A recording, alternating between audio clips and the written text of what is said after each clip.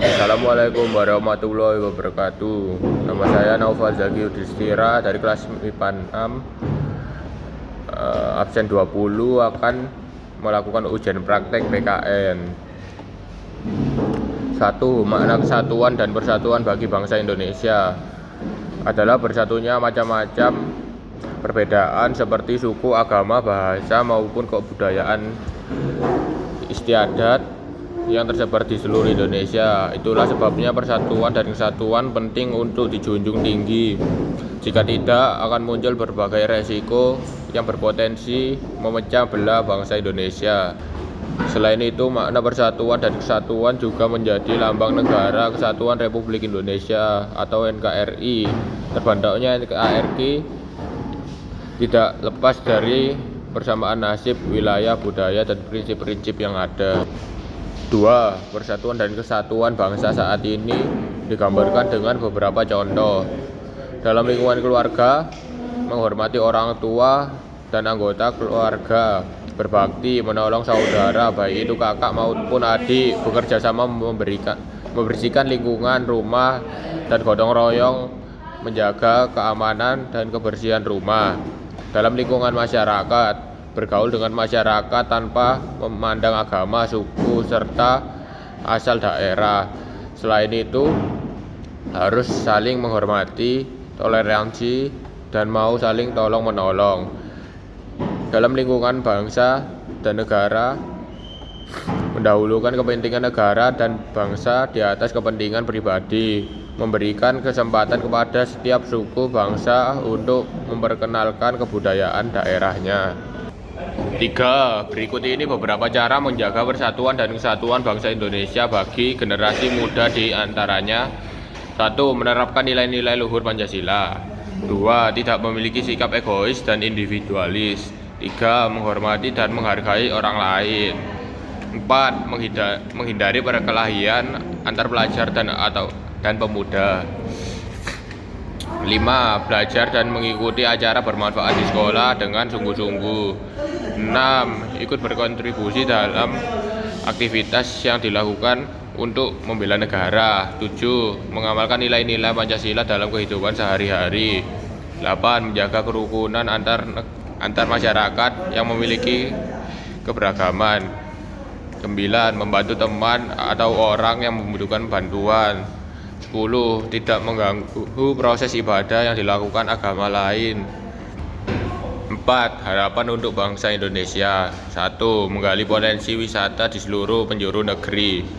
Indonesia merupakan negeri yang kaya akan potensi dan sumber daya alam, pantai-pantai yang indah, gunung-gunung yang menjulang tinggi, serta desa-desa wisata yang tersebar di seluruh penjuru negeri. Merupakan salah satu keunggulan dari negara ini. Setiap tahunnya banyak turis dari dalam negara atau mancanegara yang datang untuk mengekspor keindahan alam Indonesia. Dengan begitu akan banyak keuntungan yang didapatkan dari salah satu terbantunya perekonomian masyarakat sekitar. Perkembangan infrastruktur harus lebih baik dan dimaksimalkan. Salah satu tanda suatu negara dikatakan mengalami kemajuan adalah dengan terciptanya kemudahan yang bisa dirasakan oleh banyak pihak. Salah satu wujud nyatanya dengan membangun infrastruktur di sebagian daerah Papua, seperti bandar udara, kantor-kantor pemerintahan, jembatan, hingga jalur Trans Papua yang menghubungkan satu daerah dengan daerah lainnya tanpa perlu memakan waktu berhari-hari.